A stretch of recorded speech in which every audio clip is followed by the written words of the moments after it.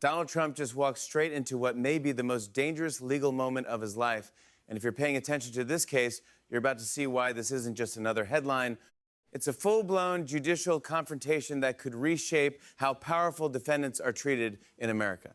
Picture this. It's Thursday, January 23rd. A closed-door emergency hearing is taking place in New York. And inside that courtroom, Judge Arthur Angoron is no longer interested in legal games, political rhetoric, or delay tactics. He wants one thing and one thing only: a $464 million bond. No exceptions, no tricks, no creative loopholes. And according to multiple sources inside the room, the judge used the word final not once, not twice, but 3 separate times, making it crystal clear that Trump's last escape route had just vanished. This wasn't a routine legal back and forth. This was a judge drawing a hard line after months of motions, arguments, and contradictions. And when a judge who is known for being methodical and cautious suddenly starts speaking in absolutes, you know something seismic just happened. If you're still watching, hit that subscribe button right now, because this story is only getting bigger, and you're going to want to follow every twist and turn.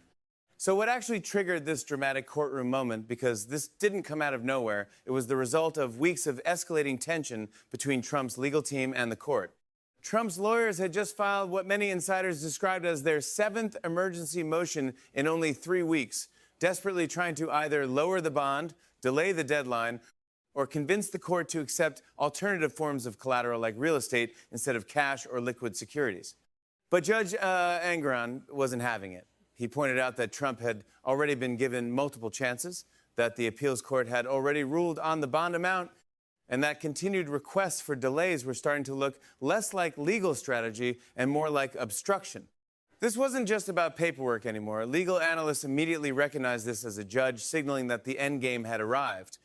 And when a federal judge openly says that the court's patience has been exhausted, that's not courtroom rhetoric. That's a warning. To understand how we got here, you have to go back to February 16th, 2024, when Trump was found liable for massive financial fraud, specifically for inflating his asset values by billions of dollars in order to secure more favorable loans and financial deals. That ruling alone was historic, but things truly exploded on January 18th, when Trump's attorneys filed yet another emergency motion claiming that no bonding company would accept real estate as collateral for a bond of this size, effectively arguing that posting the full amount was impossible.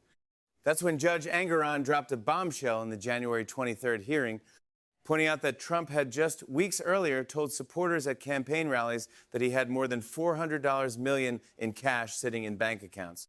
The judge essentially said that Trump's team was putting the court in an impossible position, because either Trump had been lying to voters about his wealth, or he was lying to the court about his inability to post bond, and neither option looked good. If this is starting to make sense, drop a comment right now, because this is where things get even more intense. According to courtroom sources, Judge Angoron didn't just brush off Trump's financial filings, he carefully analyzed them, spending nearly 12 minutes comparing Trump's public statements about his liquid assets with the claims being made in official court documents submitted under penalty of perjury. That might sound technical, but it's actually incredibly important, because in civil fraud cases of this magnitude, judges almost never demand full bond amounts without any reduction unless they believe the defendant is deliberately manipulating the legal process. This wasn't about a minor discrepancy. It was about a pattern of contradictions that made the judge seriously question Trump's credibility. Then came the closed-door conference in Judge Angoron's chambers, where top attorneys from both sides were present. Trump's legal team made what they described as their final attempt to secure modified bond terms, presenting letters from 4 different bonding companies that refused to accept real estate as collateral. Judge Angoron listened quietly for nearly 20 minutes without interrupting, and then delivered what many described as a devastating response. He stated that he had reviewed both the bonding company letters and Trump's public statements about his wealth, and that the two simply could not coexist. When Trump's attorney, Christopher Keyes, tried to speak, the judge cut him off, bluntly stating that Trump had options. He could sell assets. He could secure different financing. But what he could not do was brag about his wealth when it benefited him politically, while pretending to be broke when it came time to pay a legal judgment. If you saw this coming, drop a comment right now, because this is where things went from serious to explosive. At that exact moment, Trump's lead attorney, Alina Habba, stood up and requested a brief recess to consult with her client, but Judge Angoron denied the request on the spot. saying the defense had already had more than enough time to prepare alternatives. Then, in what legal experts described as virtually unprecedented for New York civil litigation, the judge laid out a strict timeline with real consequences. Trump was given until 5 p.m. Eastern Time on Monday, January 27th, to either post the full $464 million bond or provide proof of an irrevocable agreement with a bonding company covering the entire amount. If that deadline passed without compliance, the New York Attorney General's office would be authorized to begin immediate enforcement actions, including asset seizures, property liens, and potential bank account freezes. The judge made it crystal clear that there would be no further extensions, no last-minute reconsiderations, and no emergency appeals that could pause enforcement. This sent shockwaves through both legal and political circles, because when a judge known for careful procedure suddenly starts setting hard deadlines with immediate consequences, it signals that normal legal maneuvering has officially ended. Critics who claim this case is politically motivated suddenly looked much weaker when you consider that Trump's team had filed 7 motions in just 3 weeks, and the judge had carefully reviewed everything from financial disclosures to campaign statements before making his decision. This wasn't bias, it was a reaction to contradiction. If this sounds familiar, it's because similar situations have played out before in major financial crime cases. When Bernie Madoff was arrested in 2009, his attorneys tried to secure his release using his Manhattan penthouse as collateral, but the judge rejected it, citing Madoff's long history of deception. In another case involving Enron executive Jeffrey Skilling, the court refused to accept company stock as bond collateral because the fraud charges involved inflating that very stock's value. The pattern is clear. When someone is accused of lying about assets, courts are extremely reluctant to accept those same assets as security. Trump has even been here before in the E. Jean Carroll defamation case, his legal team initially claimed they couldn't secure a $5 million bond quickly, but magically produced it within 48 hours once a firm deadline was set. That pattern of "we can't do it" followed by sudden compliance clearly influenced Judge Angoron's approach this time, but now the stakes are far higher. $464 million is not pocket change, even for someone as wealthy as Trump claims to be. Legal analysts believe the real issue isn't just money, it's credibility. Trump's attorneys argued that posting a bond of this size was essentially impossible without using real estate, citing industry standards that would require roughly $557 million in liquid securities to secure a $464 million bond. But here's where it gets damaging. Just 17 days before making that argument in court, Trump stood at a rally in Manchester, New Hampshire, and told supporters that he had almost $500 million in cash sitting in accounts right now. The New York Attorney General even submitted video footage of that statement as evidence, creating a direct contradiction between Trump's public words and his sworn court filings. This wasn't about legal interpretation anymore. It was about factual inconsistency under oath.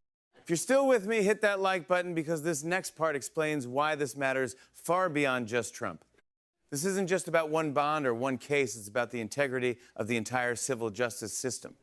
If powerful defendants can say one thing to voters and something completely different in court, depending on what benefits them, then the foundation of legal accountability starts to crumble. Once judges determine they can't trust financial disclosures, they have little choice but to use the most aggressive enforcement measures available, and that's exactly what Judge Angoron signaled he was prepared to do. This puts Trump in a nearly impossible position, politically and legally. On one hand, his entire brand and campaign depend on projecting the image of a massively successful billionaire businessman. Admitting that he can't access $464 million would seriously damage that image. On the other hand, he now has a legal obligation that requires him to either back up those claims with real money or face severe consequences. There's no easy way out. Either he actually has the cash, in which case his court filings claiming financial impossibility could be considered misleading, or he doesn't have it, meaning his campaign statements about his wealth were deceptive. Legal experts see this as the moment when Trump's strategy of maintaining different narratives for different audiences finally collapsed. Even legal commentators who are generally sympathetic to Trump admitted that this bond issue presents serious problems. Courts have the authority to require bonds during appeals, and once a judgment is entered, defendants are expected to comply with standard procedures. The political fallout could be massive. If Trump fails to post the bond by January 27th, the Attorney General could begin seizing assets, potentially placing liens on high-profile properties like 40 Wall Street or Trump National Golf Club in Westchester. Imagine the campaign optics of Trump's properties being legally seized while he's running for president. That image alone could dominate news cycles for weeks. Polling already shows that a majority of Trump's supporters believe his net worth is well above $5 billion. If he can't produce $464 million in liquid assets, that narrative could collapse in real time. Meanwhile, Trump himself responded to the ruling on Truth Social, calling the deadline a complete joke and election interference, claiming he had more than enough cash but simply refused to reward a rigged system. But that response may have actually hurt him legally, because by saying he has the money but won't post it, he essentially confirmed Judge Angoron's suspicion that this wasn't about inability, it was about refusal. Former U.S. Attorney Barbara McQuaid even suggested that Trump's statement bordered on an admission of contempt, because courts treat defendants who genuinely can't comply very differently from those who simply choose not to. This isn't just about Trump anymore. It's about whether the American legal system can actually enforce judgments against wealthy and politically powerful individuals. If Trump manages to avoid posting this bond despite a clear court order, it would set a dangerous precedent that the rich and powerful can simply ignore legal obligations through endless procedural delays. But if the court follows through and begins seizing assets, it sends a powerful message that no one is above the law. As the January 27th deadline approached, Trump's inner circle reportedly panicked, with advisors scrambling to contact potential lenders and debating whether he should sell a property to raise cash. His supporters, meanwhile, flooded social media with claims of political persecution, calling for protests and Republican intervention. Yet, despite all the noise, the legal reality remained unchanged. A judge had set a firm deadline, enforcement mechanisms were ready, and the clock was ticking. This is more than just another legal drama. It's a constitutional test of whether court orders actually mean something when powerful defendants refuse to comply. At exactly 5 p.m. on January 27th, the world would find out whether judicial authority still carries weight in America or whether wealth and political power can effectively override the rule of law. The evidence is public, the judge's deadline is explicit, and the consequences are real. This isn't a story that will disappear in a week. It's a defining moment in the intersection of law, politics, and power. The credibility gap has never been wider, the stakes have never been higher, and the outcome of this case could shape how justice is applied to the most powerful figures in the country for years to come.